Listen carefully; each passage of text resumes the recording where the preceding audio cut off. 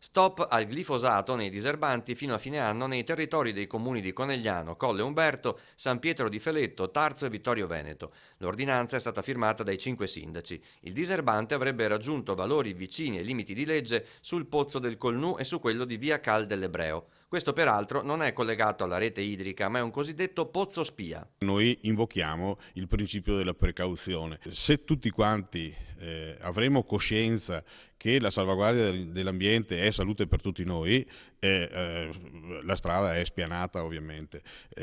Credo peraltro che volerci proiettare a riconoscimenti importanti lo si possa fare solo se si ha la consapevolezza di aver fatto tutto il possibile per rendere compatibile e sostenibile l'esistenza dell'uomo e delle sue produzioni. L'ordinanza riguarda il controllo delle erbe infestanti non solo nelle aree agricole, ma anche in quelle private nei paesi, le aree ferroviarie, per le quali cittadini ed enti dovranno adottare modi alternativi al diserbo chimico come il taglio meccanico, il fuoco controllato e quello a vapore, sistemi che non rilasciano sostanze indesiderate nei terreni o nelle acque. È una ordinanza cosiddetta contingibile e urgente, finalizzata per un periodo limitato a sospendere l'utilizzo di queste sostanze per avere la certezza che i nostri pozzi non siano contaminati. Chiaramente la cosa è circoscritta a quella che è l'alimentazione dei pozzi dal punto di vista della falda e quindi partecipano, e li ringrazio, a questa iniziativa i sindaci dei 5 comuni che